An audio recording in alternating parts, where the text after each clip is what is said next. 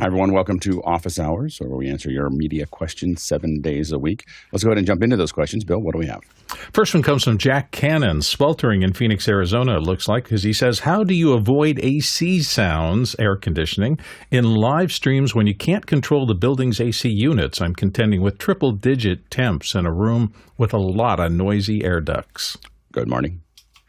Yeah, that's a tough one. It's always a tough one. I've been in many rooms where the AC noise is just unbearable, and we've got lavalier microphones, and it's just over the top. And there are not a lot of real easy ways to deal with it from a mixing console.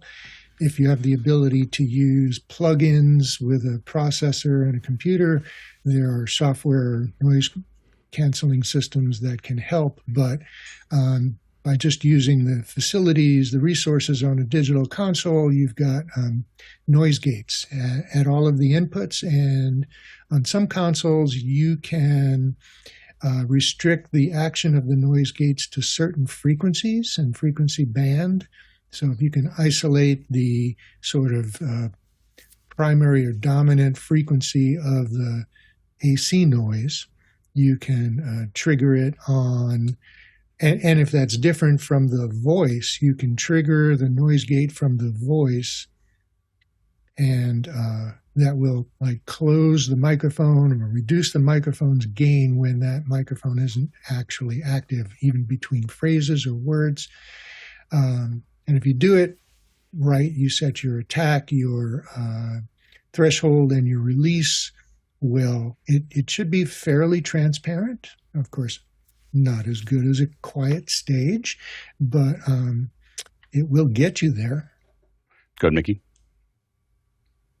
Yeah. First thing is, this is why tech recce's are important. Having the entire crew join in the recce and have everyone give their thoughts and also ultimatums regarding whether this location or this venue is usable at all is important. If the air conditioning system in the venue is really unbearable and makes your audio unusable, then your A1 would have vetoed picking that location. Now, if you are indeed stuck with that venue or with that location, then typically what the productions would do is bring in external air conditioning units. These usually come in 20-foot trailer trucks, and you would run flexible ducting. You'd see these a lot in behind-the-scenes videos or behind-the-scenes pieces for films, wherein you see these yellow ducts snaking all around the set, and those are usually come from air conditioning units that are parked outside. They go up through the building or run through the building into the shooting stage itself to bring cold air in. A very popular supplier of those globally is a company called Greco. I'm sure there are other suppliers as well in the U.S. But if you're really stuck with having to deal with the noise and you can't afford bringing in a professional like a industrial grade AC to handle the heat, there are tools. You said this is a live stream. There are tools such as CEDAR DNS. You can buy them or rent them in single rack unit boxes that are able to process 8 channels each. DNS 8 does 8 channels. There are also processors such as the Rupert Neve primary source expander, primary source enhancer that you can add in. These are often built into Yamaha desks and also other desks such as Lavo desks. And those would help do very process intensive, what do you call this? I guess you can call it smart, not gating, but what do you call this? Expansion that focus on dialogue only. And those would help you. But the proper solution is to not be in a noisy location or get rid of the noise in the first place. Yeah, we've used Noise Assist and Cedar quite a bit for this kind of location. We also oftentimes change mics. So we go to headset mics or more directional mics like WLM 185s, I'm sure. And we tell clients that that's where they need to go based on the sound that they have. And this sound can be AC. We also have problems with lots of projectors. We've had stuff with 25 projectors in the room, and you're just fighting their noise. Next question. Harold Williams in Portsmouth says, I want to try iZotope Neutron Advanced in a DAW to balance the inputs to our mixer over Dante. The I.O. is fast enough for use in a live stream with Dante hardware, but what other factors should I consider besides latency? Go, Nikki. So I don't quite understand why you need to balance the inputs going into a mixer, because that's usually what the mixer is for. You have your faders there so that you can bounce between your multiple input sources. So I don't really see a value or point to using Neutron for this. But if you do want to go this route for some reason, I would be very, very hesitant in using a general purpose processing that happens in general purpose CPUs for something that's live. You would want the processing to happen on DSP chips, dedicated DSP chips or FPGA chips, because it's not about if a computer would crash, it's about when. Good, Marty. So I know that there are some use cases, particularly in houses of worship, where they don't have a second mixer or a second person to do a live stream mix. What often happens is that they take the preamp out of the mixer, port them into a DAW in software, and do a mix there. And now I can see the appeal. Neutron 5, the newest version, has a lot of new properties and new plugins and new processes to really clean up a mix, but I don't see it as something that is usable for live mixing. It's more DAW mixing. I'd be interested to know, if you try it, how it works. So if you do try it, please come back and provide us with your impressions and your report. Next question. Pedro G. Gonzalez III in Jacksonville, Florida. But what decibel level do you set the main speakers at a venue, and do you measure it at the speaker or at the audience location? And does this type of show and or venue alter these settings? Good, Marty. Yes, absolutely. It changes. It's very venue dependent. So I was at a conference in a ballroom this past week, large rooms, fairly large rooms, with people talking up at the dais. They were on wired microphones mostly, a couple of lavaliers, choirs and music and such. I never once saw an audience member do this because it was too loud. In fact, it was very close to a very comfortable, normal conversation level. If you have the right speakers and they are tuned properly in the room and you have a quiet room, quiet is where it's at. It's all about intelligibility, not volume, right? If you're in a noisier room or a reverberant room, then it becomes even more critical to get that balance where intelligibility is what you're driving for, not volume. Because, after a certain volume level, it just becomes uncomfortable, it becomes harsh, and that's what you want to try and avoid. You want to have people comfortably listening and be able to comprehend what's being said. So to answer the first part of the question, where do I set the speaker volumes to? It depends on the speakers, depends on the room size. So if I'm dealing with fairly loud, powerful speakers and I'm in a small room, I might set them down to 25%.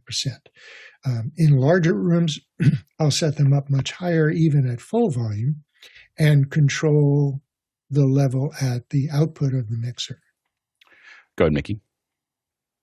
Yeah, with different kinds of shows would require different kinds of SPL levels, and some venues also have restrictions in terms of the maximum level you should be hitting. With say you really have to read the venue and read the crowd. If this is like a rock concert and you have a rowdy crowd, you may want to push it louder than, say, if this were just a corporate event with just guest speaker speaking on stage. In a rock concert, you'd probably average around 100 to 110 dB SPL A weighted, with peaks possibly all the way up to 130 dB SPL, again A weighted. In a corporate event, you'd probably be setting around 80 to 90 dB SPL. So there's really a variation, and you really have to read what kind of show it is, and also what the crowd is like and what the room is like. Can you explain weighting for folks? So there are different kinds of weighting. So this is an SPL meter, and you would see here there are different. You can set it between A weighted or C weighted, and what that does is it sort of similar to how loudness metering differs from VU metering. The different types of weighting puts different importance or weighting on different sections of the frequency range. So you would have you would be reading.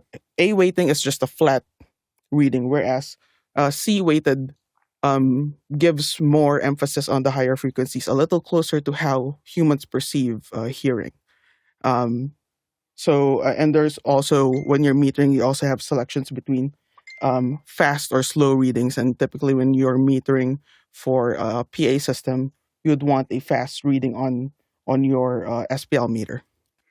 Yeah, and the thing to also note is that again with concerts, you're gonna have that much higher, but it also reduces the amount of time that someone can be exposed to that without some permanent damage. So you always want to take that into account. And as Mickey said, there's some restrictions related to that. Sometimes when we see all ages shows, we also see restrictions that they don't want to see anything over 90 or 88, I think is the number that we get a lot. And so I know that for theaters, we're usually shooting for 84 in the center. And what's interesting is we have used a meter very similar to what Mickey showed, and compared it to decibel on the iPhone, and they are very close together, plus or minus a dB. Like we couldn't get much variance between the iPhone decibel. I wouldn't want to. I don't use, anytime I want to measure something that matters, I'm going to use a meter like what Mickey showed. But when we send people out to like listen to something in a theater, we just tell them to use their iPhone and put open decibel, turn the phone upside down, it'll flip up, and then and just tell us what that number is. It's not as good, but I can't send those meters out to everyone, and I know that we've done it a lot between the two, and again, it's plus or minus a decibel from that one there. So anyway, that's the kind of thing to think about. It also depends on where those speakers are. So when the speakers are up high and there's lots of them, like a theater, you don't have to hit it as hard because you're not trying to go through people or through distance as much as you'd have otherwise. So all those things factor in. Next question. Guy Cochran in Los Angeles asks, on a Faraday cage-like soundstage for a remote production, what are some popular ways to have comms back to master control? Good, Bill. Well, whenever you're dealing with an RF problem, for me, but the first thing my mind goes to is, can I switch out from a wireless system to copper? Because wire doesn't have that. So I would try to find some way to get copper run from the receiver to the transmitter or something like that inside the Faraday cage, and that should take care of it.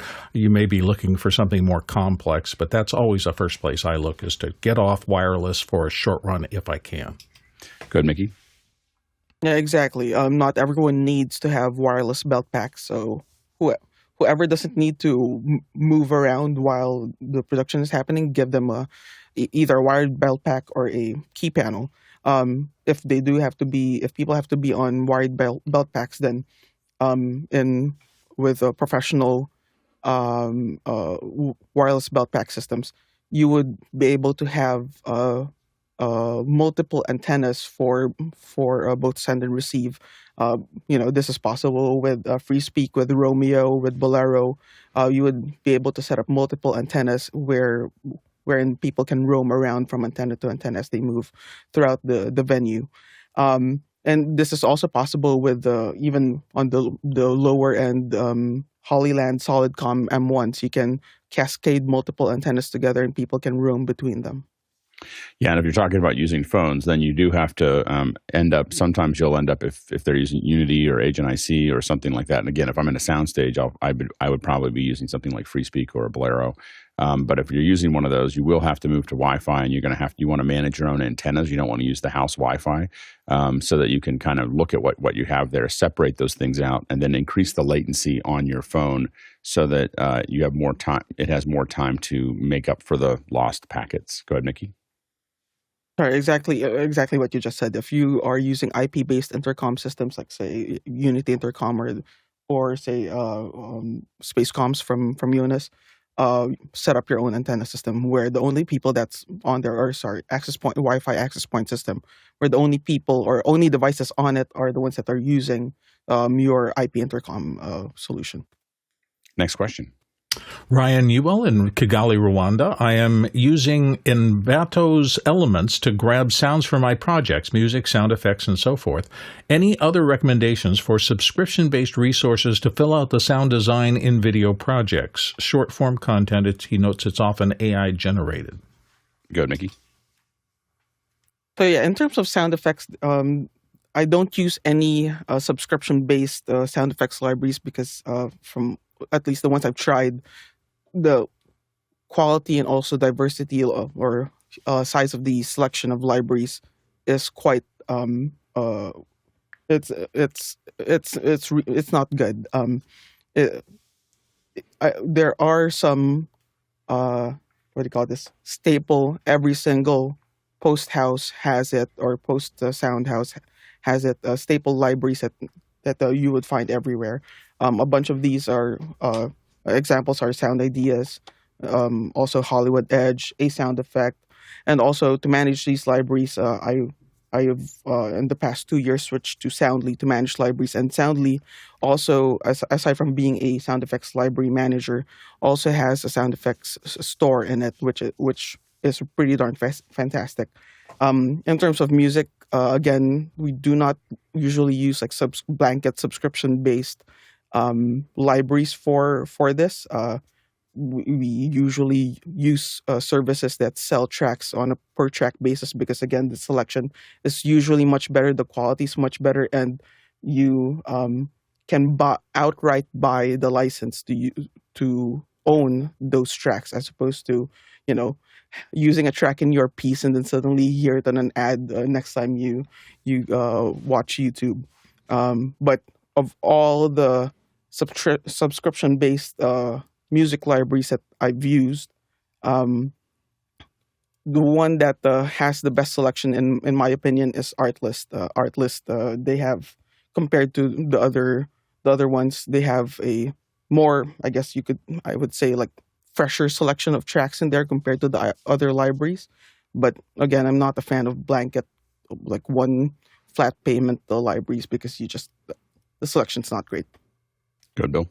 I agree with everything Mickey said. It's really hard to get a subscription service that has big breadth and depth. I will say that some of these are really reasonably priced. The one I tend to use a lot for little incidental sound effects is Sound Dogs in LA, and you can get a license clip for that for $1, 50 cents, sometimes like that, for just something that you need that has to be just right. And they have a giant library of that kind of thing. So to be able to search out old telephones from 1945 being hung up, that's where the first place I look.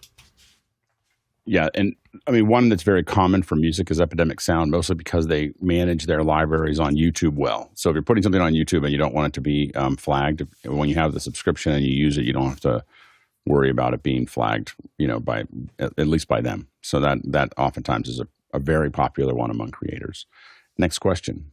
Paul Wallace in Austin, Texas is up with this one. Any suggestions for some quick hanging knob and screws and rails for some Audimute Sound Absorption Sheets, sound dampening blanket, reversible black and green screen that I want to hang in my studio? Good, Marty. All right, so if you're looking to hang these close to the wall, you can get a product which is called a Z-clip. And you see that the bottom part would attach to the wall, the top part would attach to the panel, and that makes it easily, you can hang it on the wall or just lift it off very easily. If you want to hang them away, you'll have to find some way to separate the clip from the wall. But that is a very common way to hang panels and such and make them easily removable. Good, Mickey. Yeah, what I would do is I would get either a pipe, hang some pipe, or get what do you call this? Curtain rods, and these moving blankets or sound curtains have grommets in it, and I would hang them, put some rings or perhaps some bungee cord, and hang these blankets off of the pipe or the curtain rods. That way, what you can do, because these moving blankets or these sound blankets are really thin. They're not very effective. But a way to make them a little more effective is to add more fullness to it, and you can do that by increasing how dense they are by bunching them together. So, like say, if you have a 5-meter wall, you need to cover by 50 meters of this blanket, and bunch them up together so that they end up being thicker and be more effective in stopping some of the reflections from bouncing back. Good, Bill. I've also become a fan of 3M's command strips for doing this. And what I do is I take the command strips and I put one side of it on foam core. Now, foam core is something you get in art supply stores, and you can get it in thin and thick. And for this use case, I always use the thick stuff. It's like 5/8 of an inch. It's very strong. You can get it in 4x8 sheets. It's literally, you can do a really large area. And command strips on that, and then take whatever the sound material you want and spray mount or somehow adhere it to the front of the foam core. That foam core is super light, so it doesn't add any extra things. And the fact that you're hanging it on a vertical wall means that all the tension is down, and those command strips work really great for that. So, plus the biggest advantage of command strips is they've got a little tab on the bottom, and after you finish using them, you want to take them off the wall, you pull down that strip, and it literally detaches from the wall without marring it. I'm a big fan of those. I have a bunch of them back there. As far as the green screen goes, or the reversible black and green screen on top of a sound blanket is going to be worthless. Like you should either do green screen really well and figure it out and make sure that it's nice and clean, or just don't use a green screen. Just use a regular background. But having bad green screens in the background, it's a lot of work, and it won't yield very much. You'll end up with very I don't know. I think the technical term is dorky looking keys. So anyway, next question. Harold Williams in Portsmouth back again with, I hear a lot about preamps on office hours, but I don't fully understand what makes a preamp good or bad. How can I determine this? Money make. No, just kidding. Go ahead, Marty. Yes, absolutely. No. A preamp is the very first amplifying stage in your signal chain. Therefore, it is the most important one, because whatever you're not capturing with your preamp, you will never hear. So the quality of the preamp is very important. Now, what's the difference between certain preamps? The more expensive ones versus the cheaper ones, and different technologies. There's a lot that goes into it. First of all, the voltage swing. So you think about an audio signal, it's a waveform, and the top of the crest and the bottom of the crest are the extreme voltage swings. And so the more voltage you have available, the larger the swing you have, and that goes towards headroom and it goes towards cleanliness. The next thing is noise floor. The quality of the components, the quality of the converters, the quality of the amplifiers all go towards how much noise there will be at the lowest volume of the signal. So the quieter the preamp is, the more voltage swing it has available, the more dynamic range you have. Also, the clearer it will be, and it will have less clipping and less distortion. One of the classic tests, and very easy to do, of a quality preamp is to take your wad of keys, your house keys, your car keys, and dangle them in front of a microphone and listen to them. And if you hear, then you don't have a very good preamp. If it sounds tinkly, like bells and stars and things like that, if it sounds really clear and clean, that's the hallmark of a good preamp. Go ahead, Mickey. Yeah, Marty covered it really well. For my use case, the first thing at the top of my mind is its noise floor, its self noise. In high gain situations, like including some even just like human speech, you really want a preamp that can increase or amplify the signal of the microphone up to line level, which is what all hardware devices, audio devices, and processing devices want. They want a line level signal. That amplification has to be really clean and it should not add self noise within the preamp circuitry itself. On top of that, every single preamp has a tone to it or a frequency response to it. Some preamps are quite transparent. Say a lot of people here use sound devices preamps, including what I'm speaking through right now. Sound devices preamps are known to be very transparent, while some preamps add color to the sound, a certain tone, a certain type of frequency response. You may want something just transparent and clean. Sometimes you may want something that has a little bit of shape and color to it. Depends on what the end goal is. And lastly, what Marty mentioned earlier, it's transient response, like with that key jingle test. That's a very popular test that people do. Transient response is very important, especially when you want to get clarity. When it comes to speech, for example, transient response is very important when it comes to consonants.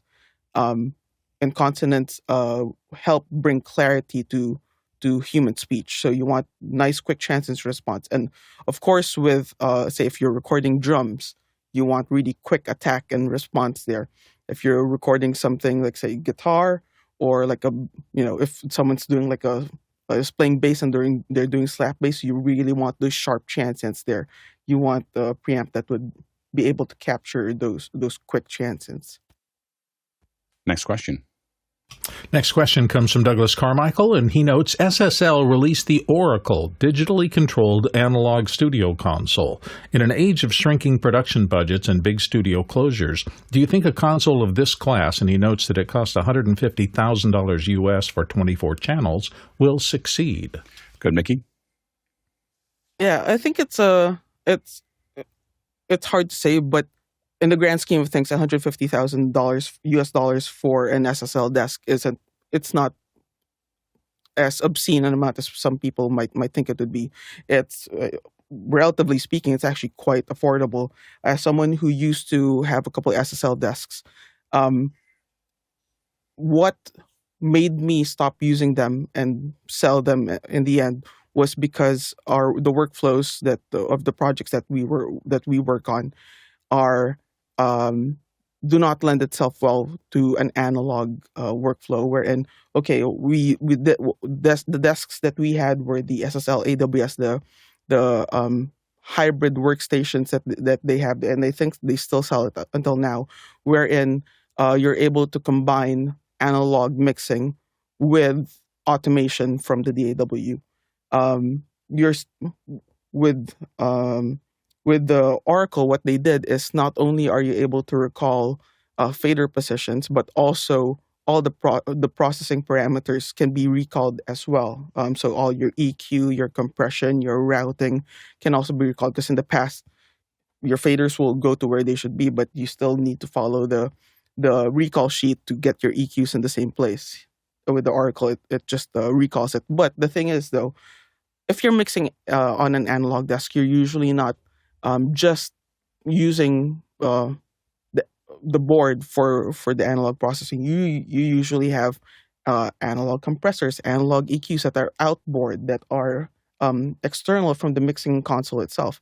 So yes, you do gain some speed in terms of recalling for your on the desk itself, but you still have a whole, like, all your racks of gear that you have to do manual recalls on. So I don't think it's a massive step up from the workflow of the previous AWS SSL product line, but it might still be attractive to some studios, especially those that just work on music. Post production, post production moves way too fast for this. Go, Bill. The economics of the produce once and sell 1 million plus times things is still such that the top artists, this is basically pocket change to them. I mean, you get the Billie Eilishes, so many people out there. Beyonce. Billie Eilish's, I think, the first album was done in a bedroom with. The first one was, but you can bet if they want something for $150,000, it's like, Bob, just write a check for that and get it for me. I mean, at the top end, and this is not just American artists. This is global. I mean, think of the number of artists in Asia, all those K-pop groups that are making vast amounts of money, and everywhere else. I mean, I think there's probably people in sub-Saharan Africa who have a big audience, and there's enough money flowing through that if this is the tool they want, they can afford to do it. Now, economies of scale, they may not be selling hundreds of thousands of these. In fact, they surely won't be. But just the question for them is, does it make economic sense to make this tool? And will it catch on with enough word of mouth in that class of user to become a hit? And that's a question that nobody knows the answer to. And oftentimes, and I don't know what kind of sales that SSL does, but when you start talking about objects that are $150,000, oftentimes their sales are measured in hundreds. It's, or in some cases tens. So it's not there. It's a much smaller, it's a much more vertical market than what we think about normally. And I will say that what we're seeing in the industry right now is this separation where there's a lot of money at the top end, and there's a lot of wide money in the bottom, in the creator space, and there's just not a lot of room in between. And so there's less in between stuff than there was in the past.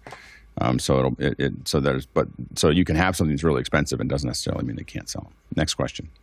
Harshit Trivedi in Daytona Beach, Florida. And here on the panel, I have an SSL 2 Gen 1 and OBS. What should I consider for capturing both inputs? Channel 1 is a DI box, channel 2 a mic. Does it really matter with stereo versus mono? And what should be my considerations while recording with usage of OBS, for example? Nikki? Yeah, I'm curious, Hershey.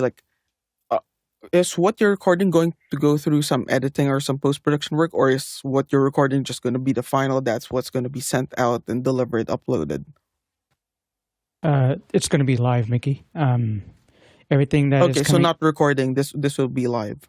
Right, live, or if I am recording, it's, let's say I'm teaching you a tutorial about TalkBack or screen reader voiceover. So I want the voiceover to come in, and I want my audio from my voice on the microphone to also come through. Yeah, so in that case, then, I would take the both channels in from the SSL2, then select mono and OBS and do the balancing of the two channels using your two preamps or your two channels on the SSL itself. On top, but if you want to say get a bit more fancy with it and be able to get a bit more control, I know you have a Yamaha MG 10XU, I think. That thing is a mixer, and it's designed to do the balancing and mixing. So I would probably recommend, if you want to go for a slightly more complex setup, send all your sources into the MG10 mixer, and send the final mixed program. Send that into your SSL, and just have the SSL act as an audio interface to bring that already mixed signal into OBS. And we're going to do the next two questions kind of together because this is all based on a question where we asked for more detail. So let's go ahead and go to the next question. Let's read both of them so that they're kind of both in our space. Go ahead, Bill. Got it. Question A comes from Patrick Hinman. So does question B, Longview, Texas. Our live stream audio is mixed in Logic Pro. We have 41 inputs using 165 plugins, 22 buses using 54 plugins. There's 8 vocal channels. Most are plug-in intensive using Wave Silks, comps, and EQ. What system specs do you recommend? What is the most important memory or core? And then the next question, follow up to your answers. The Avantis is front of house. The Mac Mini is dedicated to the Logic Comp 120. It's 120 feet from the front of house position using the BMTV SH. That's the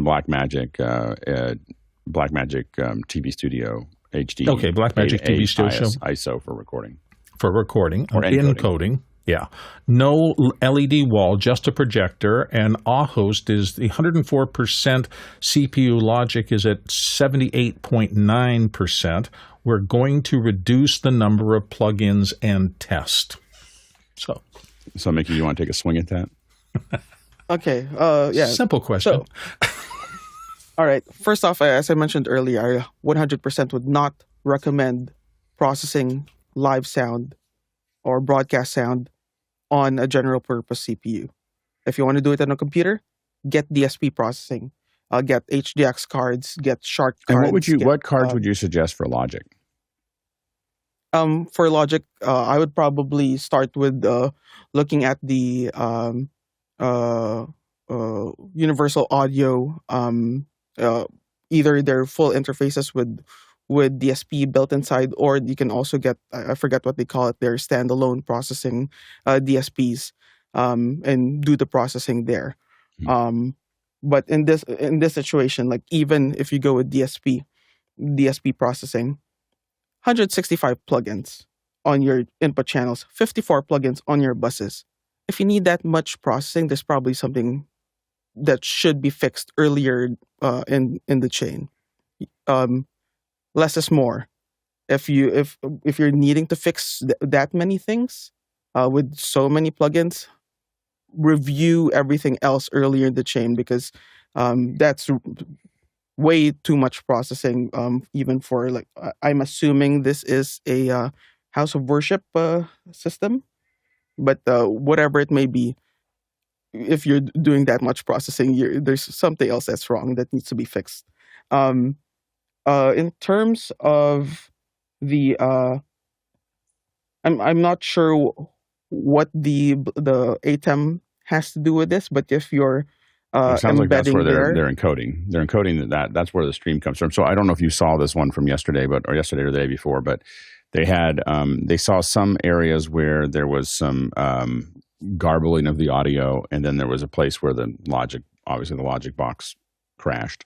So that's what the past was, and I think that what I had talked about related to the garbling of the audio is I don't think that was it could, now looking at how many plugins you have running on that machine, it still could be the machine itself. I think I didn't realize it was that much.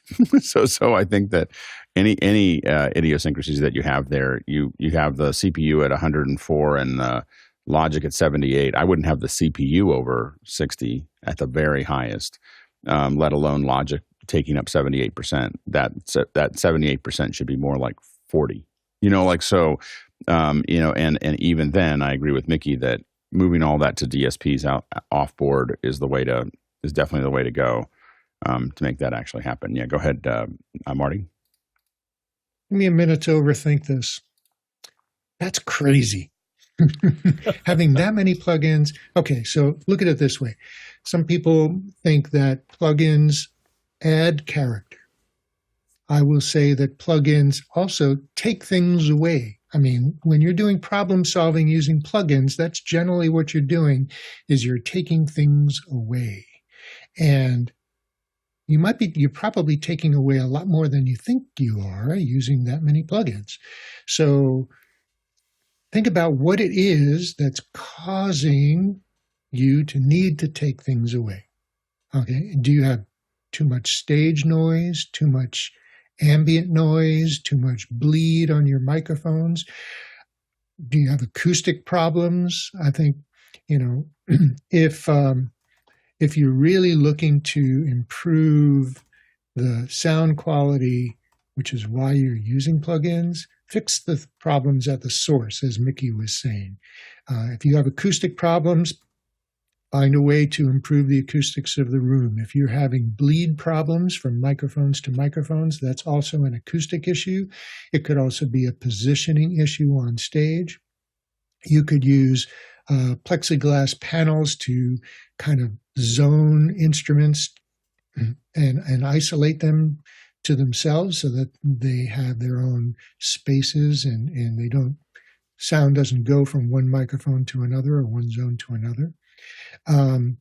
If you're using you might look at the microphone choices. You might want to use hypercardioids instead of cardioids. Definitely don't use any omnidirectional microphones. Think about where they are and what direction that they are pointed in. Remember that a microphone has two sides. It has the side that sound comes in and it accepts sound from, but it also has the other side where it rejects sound, and you want to make sure that you're rejecting sound from the right directions. Lots of things to do to improve the sound at the source rather than trying to fix it in the mix. Go ahead, Mickey. Yeah, Marty did a great job on expanding how you can fix it earlier instead of adding so much processing down the chain. John Wallace did remind us in chat that the DSP box standalone DSP box from Universal Audio is the UAD satellite. You can use all the UAD plugins in that box, and if you do want to stack processing, you might need multiples of them. But again, review your chain and see what problems you're trying to fix with all these plugins, and put yourself in a situation where those problems don't exist. Fix it earlier. Next question. Harold Williams in Portsmouth is up next. It is recommended to use a balanced input or output when a unit indicates that its input or output is balanced. What exactly is being balanced? Good, Marty. Okay, so balanced input is this. So a balanced output has two wires. One has a positive polarity on the signal. The other has a inverted or negative polarity on its signal. And what happens is that at the input, one of them gets inverted. So it becomes positive as well. What happens, though, the effect of this is that any noise that is introduced into the wire from RF or any kind of other airborne signal gets canceled at the input because it will be on both wires in the same phase. And when one of them gets inverted at the receiver, they cancel out. Okay, so you want to use balanced signals as much as possible. If a device has an unbalanced output, like some keyboards, for example, have single-ended outputs. Single-ended is another word for unbalanced. You could put it through a DI box, which will balance it up, and then you can go balanced all the way to the mixer. The farther away your source is from your inputs, from your mixer, the more important balanced wiring becomes. Go ahead, Bill. Great explanation. For me, it's always been long cables work like an antenna, and they pick up a lot of junk. And if it's a balanced cable in a balanced system that works correctly, that noise will be suppressed. So much that I'll never forget I was a kid, and I bought an album back in the days when I had my first stereo from Poco, and they had a song on Picking Up the Pieces that said, in the liner notes, when we used to have liner notes, played back in mono, you may not be able to hear the banjo. And I was fascinated by that. And I thought, are you serious? And there was a mono switch on my amplifier, so I turned it on. Sure enough, the banjo completely disappeared. And what they were warning me about is the banjo had been recorded on the stereo tracks exactly out of phase. And it was so amusing to literally be able to make that instrument appear and disappear. And that was my introduction to phase cancellation. Then when I learned about microphones and things like that, I realized how much help a balanced signal is in keeping ambient noise from getting in and messing up your recordings. Yeah, go ahead, Mickey. So yeah, a term that you might want to Google and research on is the technique called common mode rejection. That's the technique that's used in balanced microphone or audio signals. Just a quick thing: you typically find balanced audio signals with XLR cables. Balanced audio requires 3 conductors at the minimum. You have your positive signal, negative signal, and also your shield or ground. So XLR, 3-pin XLR, and also 5-pin, 7-pin XLR typically carry balanced audio signals, as well as TRS connectors, quarter-inch, what do you call this? Quarter-inch jacks. Tip ring sleeve. Yeah, such as this. With the tip, ring, and sleeve, there are 3 conductors here: the tip, the ring, and the sleeve, and you'd see them separated out by a little plastic ring. These are not this specific adapter that I have, but they would typically carry balanced signals. Although watch out, because just because they have the correct connector on doesn't mean that the cable that's wired to that connector is actually wired appropriately. And one of the first things that if I hear something that sounds like it's unbalanced, I start hunting through a production looking for typically little DI boxes that are connected to a headphone out somewhere.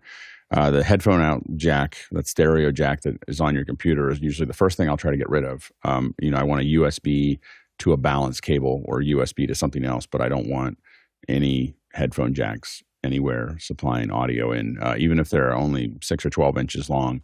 We start to hear noise, very quickly. So we try to eliminate the most.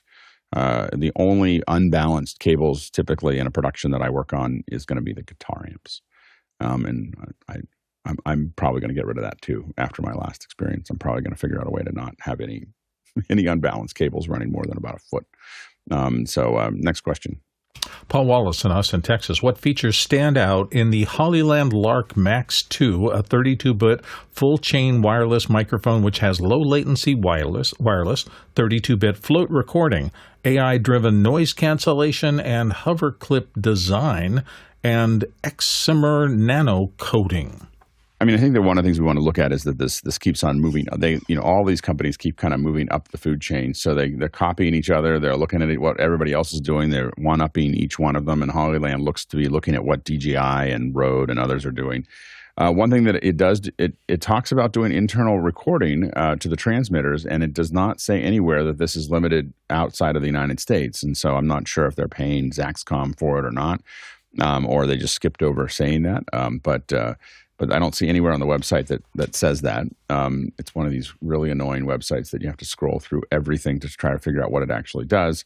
But it does have a lot of it's got a lot of features. It's really hard to tell what it actually can do until you actually use it. Where these really become useful, a lot of us that do live look at these and go, "Well, you can't really use it. The transmitter's not going to work very well." But the thing we have to remember is that the vast majority, and I would say 95 to 99% of the folks that are using these mics are creators who don't need this to be. They need that internal recording to the transmitter is the most important thing. The wireless is there just to create a sync. They're not going to try to do time code. They just want the audio in the camera so they know where to put the audio later. And so if it drops out a little bit or isn't perfect, I think that's the one thing that a lot of us that do live, again, kind of poo-poo a lot of these smaller mic and transmitters, but they're not the final thing if they have internal recording. Go ahead, Marty. Yeah, like you said, this is, this technology for lower cost wireless microphone for content creators is really coming up and advancing. The chip manufacturers are doing a lot of work to improve this. I mean, with this thing, I'm looking at just some features: 48 kilohertz sampling rate with a 32-bit float recording, 72 dB signal to noise with 128 dB maximum sound pressure level. That's pretty impressive. It is using 2.4 gig for wireless transmission, and it does have a wireless monitoring, so it's, and carrying in both directions, which is useful because that becomes your IFB with one belt pack or one module. So it's a very interesting technology. Of course, with all of these brand new products, we haven't had a chance to try them out yet, so we can't give you any direct experience. But these are very, very nice feature set to consider. If anybody out there gets to try it, please come back and let us know what you think. Next question. Next one comes to us from Roscoe Jones in Madison, Indiana. In regard to preamps and digital, what are the trade-offs in putting a preamp and an A to D converter in a microphone? Go ahead, Mickey. Yeah, if it's a microphone that's just a USB mic, it doesn't have analog audio outputs. In addition to its built-in A to D digital output, whether it be USB or AES. The trade-off there is you would be stuck with just that preamp and just that microphone and just that A to D converter. With higher quality microphones and from reputable manufacturers, say for example Sheps or Neumann, they have modular preamps or modular add-ons you can connect to add preamp capabilities and also A to D conversion right on the mic itself. And with those, I would be very comfortable using Neumann or Shep's A to D conversion. The Super CMET, for example, from Shep's has AES outputs there, because not only does it do A to D conversion, but it has a Shep's proprietary noise suppression built in, and you can output both the noise suppressed signal and the raw microphone signal out of that digital AES output going to your mixer, so that you can have the noise suppressed signal in your live production mix while still multi-tracking the raw unprocessed signal for post-production to deal with. With those higher end stuff, I have no comps using their circuitry for their preamps and their A to D conversion. With more affordable microphones, I would be more hesitant, and that's why, like for me, with the cheaper microphones, like say for example the Shure MV7 or MV7 Plus, I like that I have the option to use the USB output when convenient, but still connect the microphone to higher quality preamps and higher quality interfaces when I don't need the convenience of USB. Go ahead, Marty. All right, so USB microphones have the A to Ds built into them. Wireless microphones have A to D built into the transmitting belt pack. So this is pretty common these days. But there are studio microphones, notably from Sennheiser and others, who have A to D converters built into them as well, usually AES. I don't know if there are any studio microphones that have Dante built into them.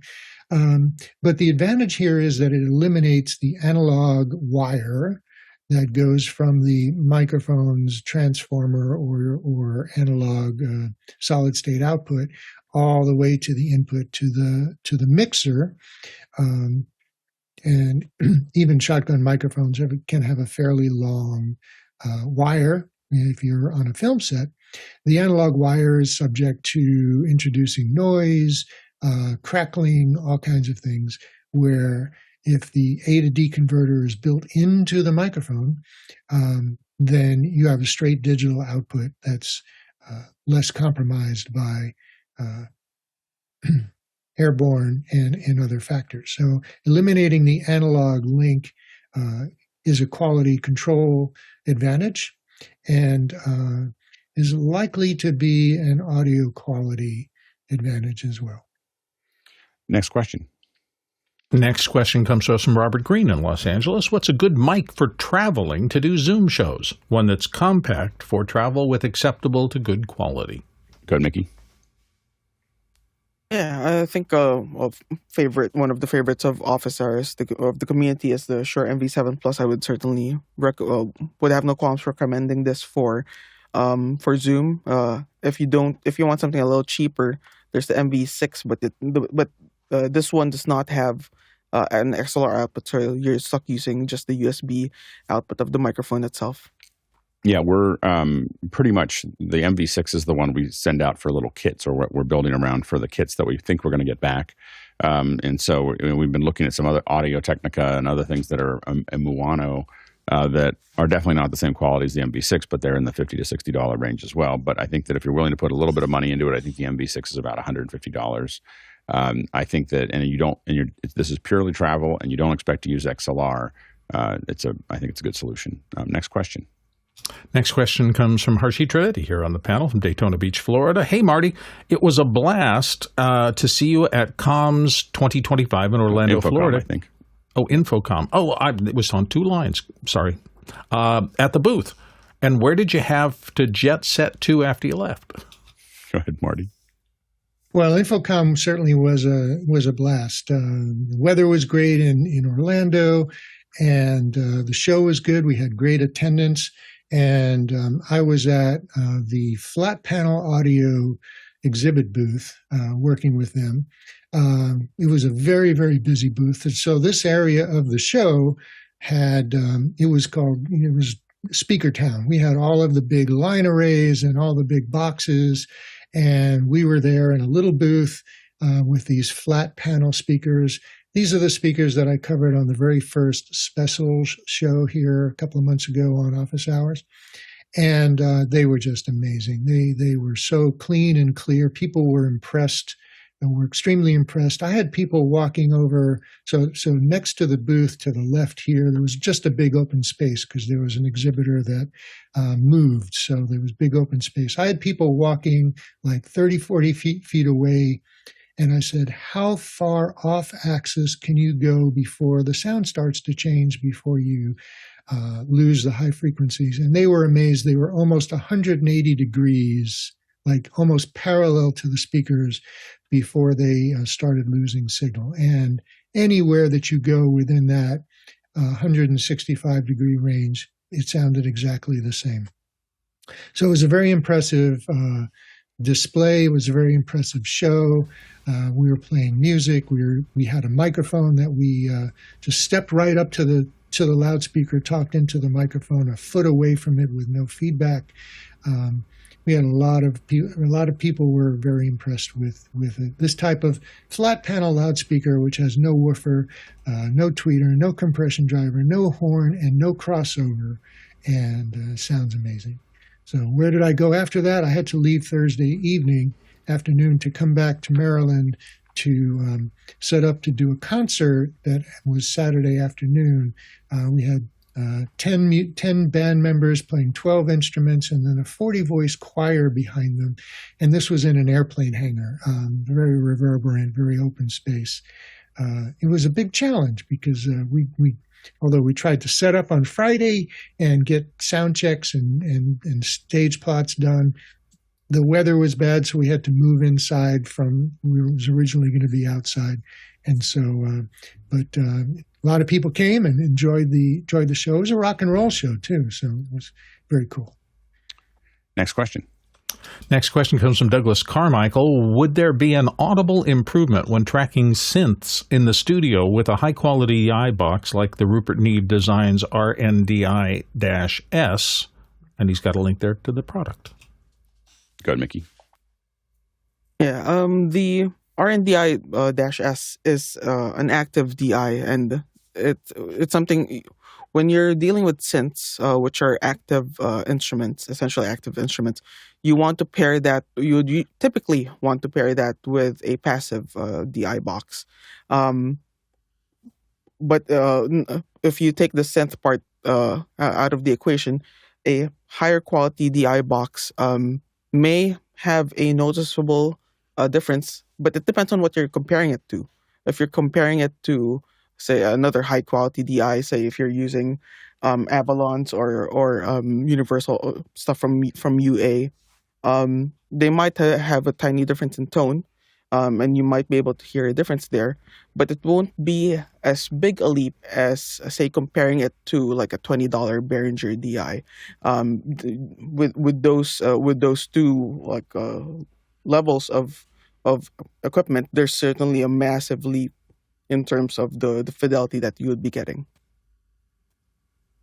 Thanks to everyone for all the great questions. Thanks to the producers. A very audio-heavy day, as Wednesday often is. We've got some great experts, great questions that came in that were audio-driven, and keep those questions coming in. It's great when you have workflows that. What's really interesting is the producers have all these extra workflows that they're trying to figure something out, and it lets us learn by them asking those questions of this great panel. It's great to have expert, especially on Wednesday, expert audio artisans that can actually answer those questions and make that possible. So the technical knowledge here on Wednesdays for audio is very, very high, and so I highly recommend bringing your audio questions on Wednesday to make that possible. And thanks to the incredible team on the back end that manages what we're going to do, that actually is cutting this show.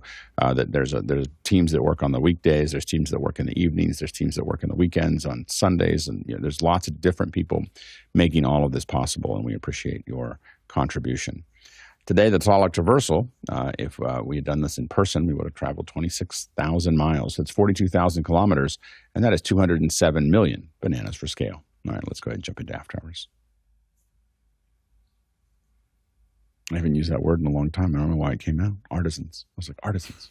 It's like, I don't know if that's the right word. I was like, Yeah. What's the word? It's a good word when both You don't have any electronics clips with guys and bread makers can both use it. yeah, exactly. Artisans. I use that. I try to stress that word when talking with House of Worship production teams. Art. Well, there's a recording studio, and I just can't remember where it was, but it was artisanal sound design or something like that. And that's where I think that's probably where my brain grabbed onto that web while I was talking in real time. Probably should write it down. Great. So, yeah. Anyway, all right. Thanks everybody. All right. Take care. Cheers. All right. See you. Cheers.